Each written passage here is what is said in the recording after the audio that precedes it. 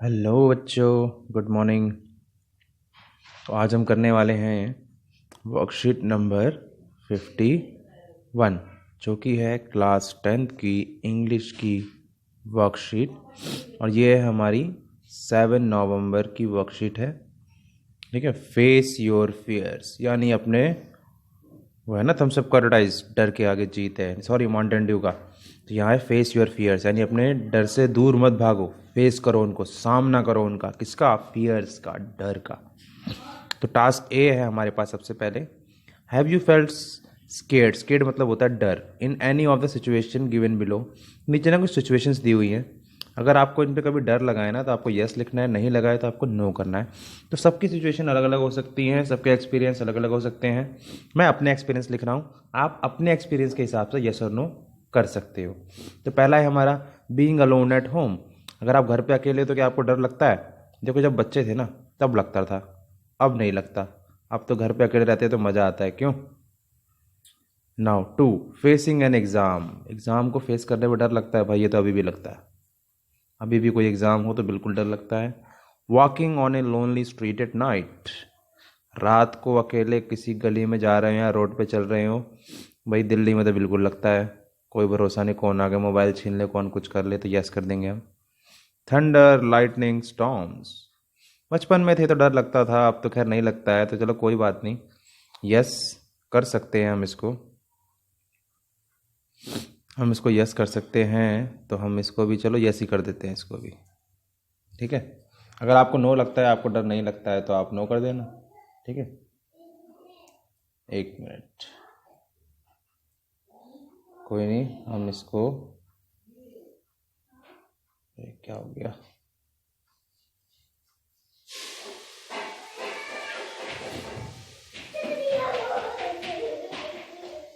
थोड़ी सी प्रॉब्लम आ गई है, एक मिनट। चलो इसको मैंने नो कर दिया, ठीक है, नहीं लगता मेरे को डर। ऊपर वाले में समझा दिए थे आपको, कर लेना आप। इसको मैंने यस किया था, ये भी यस था, ये भी यस था, वो नो था। Having lost your way in A city. आप नए नए किसी शहर में आए और आप रास्ता भूल गए, डर लगता है? हाँ जी, बिल्कुल लगता है। मैं भी दिल्ली पहली बार आया था, रास्ता भूल गया था, जाना कहीं था, पहुंच कहीं गया था, पर हिम्मत नहीं हारी मैंने, किस तरीके से घर पहुंच गया था।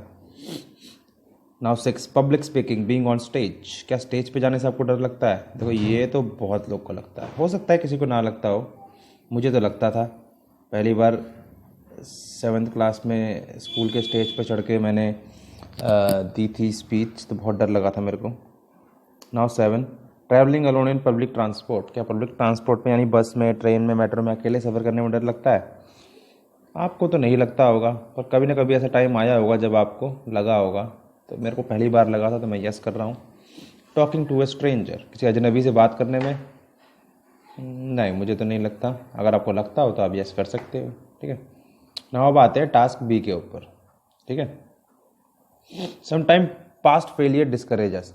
अब कई बार क्या होता है, कोई चीज़ हम लोग ट्राई कर रहे हैं और वो हमसे ठीक से नहीं हो पाई, हम उसमें फेल हो गए या कोई प्रॉब्लम आ गई, तो अगली बार वो काम करने से हम डरते हैं ना, बिल्कुल। मान लो आप एक गड्ढा कूद रहे थे, आप पहली बार कूदने गए, आप गिर गए उसमें, गिर गए, चोट लग गई, तो दोबारा कूदने से आप डरोगे उसमें। ठीक है, तो वैसा ही कुछ है, किसी काम में अगर आपको फेलियर मिलता है, दोबारा करने से डरते हो आप। We can try to learn from them and start again. लेकिन हमें करना क्या चाहिए? हमें लर्न करना चाहिए अपने फेलियर से और दोबारा हमें स्टार्ट करना चाहिए। Try rewriting following sentences into positive statements, one has been done as an example. तो यहाँ पे कुछ नेगेटिव स्टेटमेंट्स दी हुई हैं, इनको आपको पॉजिटिव स्टेटमेंट्स में बदलना है। यानी आपको ये नहीं सोचना है, आपको ये सोचना है। ठीक है, जैसे पहला है, आई मेड एन मिस्टेक, मैंने गलती कर दी, तो मैं क्या कर सकता हूँ? I can improve it next time, मैं अगली बार इसको इम्प्रूव कर सकता हूँ, है ना।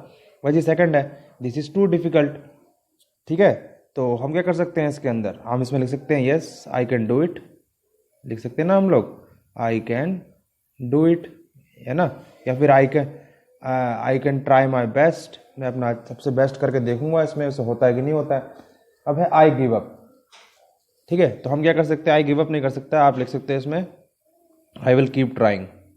ठीक है, मैं गिव अप नहीं करूंगा, मैं कीप ट्राइंग करता रहूंगा, यानी मैं इस चीज़ को करता रहूंगा, कभी ना कभी तो हो ही जाएगी। ठीक है, तो आई विल कीप ट्राइंग, मैं बोल रहा हूँ, उससे आप लिख सकते हो। ठीक है, KEEP, कीप है, TRYING ट्राइंग है। I will never understand this, मैं कभी समझ नहीं सकता, नहीं, आई कैन अंडरस्टैंड दिस, हमको पॉजिटिव सोचना है, ठीक है। I can understand this, UNDERSTAND,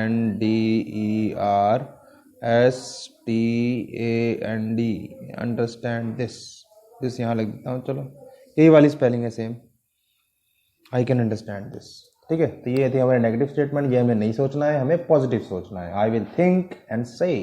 तो चलिए आगे चलते हैं। Now in the lesson two story about flying, अब देखो ये ना जो टू स्टोरी वाली हमारी जो फर्स्ट फ्लाइट का लेसन था ना, उसी से कुछ कनेक्टेड है ये वर्कशीट हमारी। So in the lesson two story about flying you read about a young seagull who was initially afraid of flying. तो टू स्टोरी अबाउट फ्लाइंग वाली जो स्टोरी थी हमने उसमें पढ़ा कि उसमें एक यंग सीगल उड़ने से डर रहा था, afraid. Finally he overcome his fear and learn to fly, लेकिन आखिरकार अपने फियर को ओवरकम कर लेता है, यानी फियर को पार कर लेता है वो अपने, ठीक है, विजय हासिल कर लेता है अपनी फियर के ऊपर और उड़ना सीख जाता है। With the help of above task write a paragraph in on how to overcome fear, you may use the following pointers.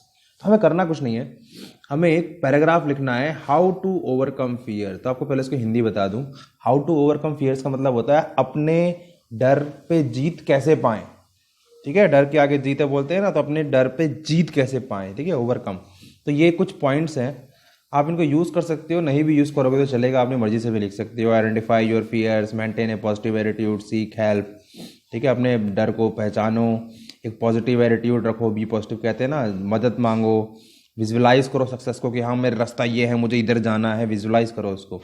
Notice your feeling before the incident, अपनी फीलिंग को नोटिस करो। प्रिपेयर वेल फॉर इवेंट, कोई भी काम करने जा रहे हो अच्छे से प्रिपेयर कर लो उसके लिए अगर डर लगता है आपको तो।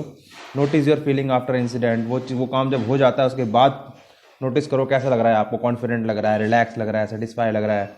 नेगेटिव थॉट्स को इग्नोर करो। तो ये पॉइंट्स यूज़ करके आपको पैराग्राफ लिखना है। तो चलिए सीधा हम चलते हैं पैराग्राफ के ऊपर, आप उसको पॉज करके जूम करके कैसे भी करके आप उसको नोट डाउन कर सकते हो।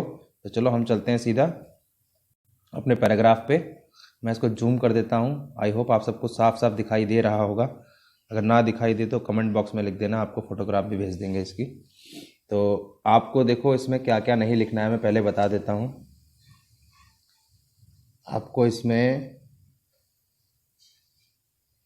एक मिनट, आपको इसमें ये नहीं लिखना है, ये मैंने ऐसे लिखा हुआ है आपको समझाने के लिए, तो इसको आपको नहीं लिखना है, ठीक है। और हेडिंग आप डाल सकते हो हाउ टू ओवरकम फियर्स, ठीक है, ये आपकी हेडिंग हो जाएगी, ऐसे लिख देता हूँ मैं यहाँ पे।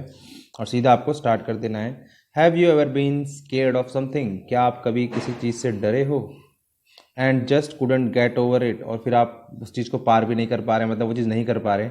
आई have and let me tell you something, देखो मेरे साथ कुछ हुआ है, मैं उसके बारे में आपको बताना चाहता हूँ। That is was not easy to overcome it, और हमेशा ईजी नहीं होता अपने फियर को ओवरकम करना। We all have fear that we're scared of getting over, हम सब के पास डर होते हैं, है ना, और हम सब चाहते हैं उसको पार करना, है ना, because we are too scared to try. और कई बार हम अपने फियर को पार नहीं करना चाहते क्योंकि हम बहुत ज़्यादा डरे हुए होते हैं। There are several phases on how everyone can learn to overcome a fear. तो एक फियर को ओवरकम करने के ना कुछ स्टेजेस होते हैं, सेवरल फेजेस होते हैं, ठीक है।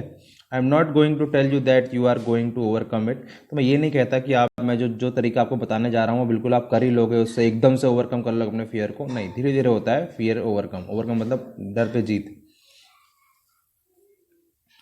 और मैं ये नहीं कहता कि आप बस मैंने जो तरीके बताए अगले दिन ही आप अपने फियर को ओवरकम कर लोगे, but just by following these steps you can practise to overcome it. लेकिन जो स्टेप्स हैं ना, इनको अगर आप प्रैक्टिस करोगे तो हो जाएगा धीरे धीरे।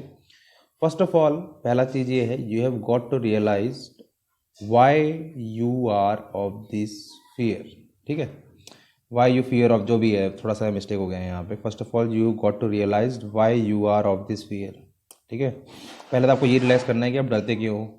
Knowing the reason why can help you get over it, अगर आपको पता चल जाएगा ना रीज़न कि आप क्यों डरते हो तो ज़्यादा आसान होगा उसको पार करने में। ट्राई राइटिंग योर फियर, तो सबसे पहले आपको लिखने अपने fear, because it can help you realise that something you are worried about are plain ridiculous. और जब अपने फियर्स को लिखोगे ना, तब आपको समझ में आएगा कि भाई किस किस चीज़ से मैं डरता हूँ। और कई बार बहुत रिडिकुलस चीज़ होती है, बेकार चीज़ होती है जिससे आप डरते हो, ठीक है, और फिर प्लान भी कर पाओगे इसके लिए आप क्या करना है आपको। Secondly you change the way you think, और फिर आपको सेकेंडली अपना सोचने का तरीका बदलना है। You can control your thoughts, अपने थाट्स को कंट्रोल करना है, प्रैक्टिस करना है getting over your fears. When practice your thoughts allow positive thoughts लेके आओ अपने माइंड में, है ना, नेगेटिव थाट्स को हटाओ, है ना, फियर को मत घुसने दो अपने दिमाग में, इमीडिएटली चेंज इट। और जब ये लगता है आपको डर लग रहा है तो पॉजिटिव थाट लेके आओ, चेंज करो दिमाग को, है ना। और सबसे last, relax and you have to relax and take your time. और आखिरकार आपको रिलैक्स करना है और अपना टाइम लेना है। तो मैं आपको दोबारा एक बार ऊपर से नीचे तक स्क्रॉल कर देता हूँ, आप इसको लिख सकते हो। मैंने ज़्यादा लंबा नहीं किया है इसको, जस्ट 100 वर्ड्स का ही है ये। तो आप इसको पॉज करके आराम से लिख सकते हो, ठीक है। मैं धीरे धीरे इसको ऊपर कर रहा हूँ, आप पॉज करिए, आराम से इसको लिखिए। और अगर आपको वीडियो अच्छा लगा तो लाइक करिए, सब्सक्राइब करिए, कुछ पूछना है तो कमेंट करिए। That's all for today, have an